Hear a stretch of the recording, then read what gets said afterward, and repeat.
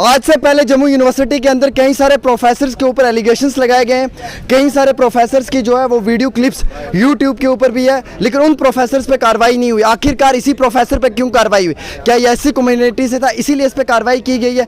क्या इसे हरासमेंट कर रहे थे लगातार एक लंबे अरसे से?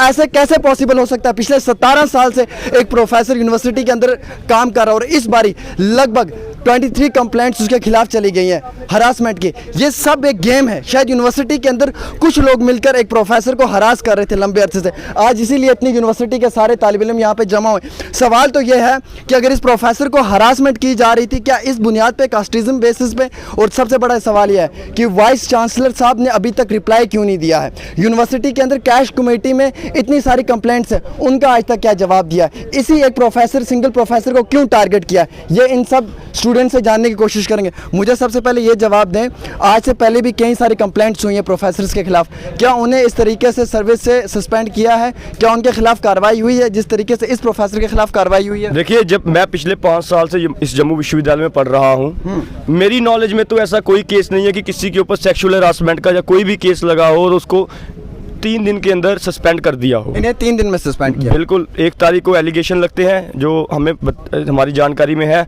2 तारीख को वर्किंग डे था, 3-4 को सैटरडे संडे की छुट्टी थी, 5 तारीख को फाउंडेशन डे था, 6 तारीख का एक दिन था।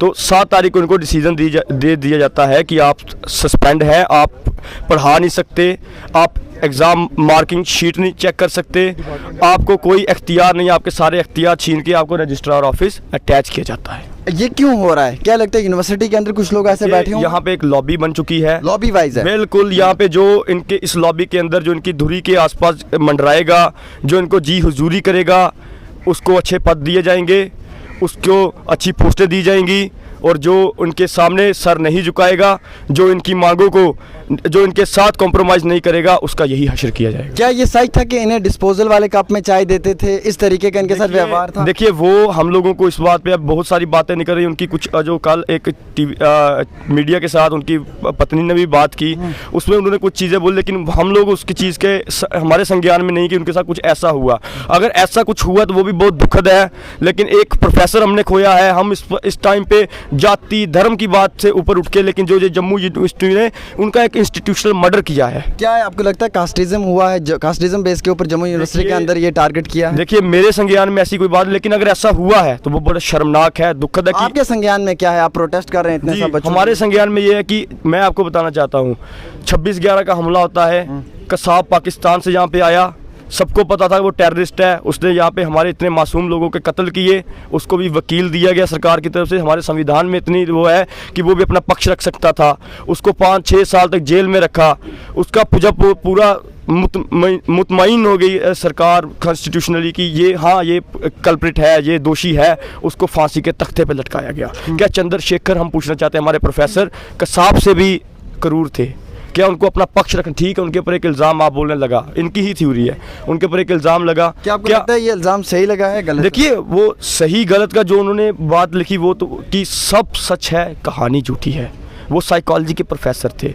अब हम इसलिए तो हम मांग कर रहे हैं कि आप SIT गठन करो, आप सच लाइए। चंद्रशेखर जी गलत थे तो हमें पता चले, आप गलत है तो आपका पता चले। कैश कमेटी में इतनी सारी ऑलरेडी पेंडिंग पड़ी हुई हैं कंप्लेंट्स, क्या उनका आज तक ये यूनिवर्सिटी जवाब दे पाई है? जिन प्रोफेसर्स पे एलिगेशन रिटायर हो गए कुछ तो, हाँ, यहाँ से जिनके ऊपर अभी भी चार्जेस चल रहे हैं, रिटायर होके वो घर में बैठे अपना हनीमून पीरियड मना रहे हैं। और चंद्रशेखर जी के साथ इन्होंने क्या किया? उनको 3 दिन में दोषी करार करके फतवा जारी कर दिया।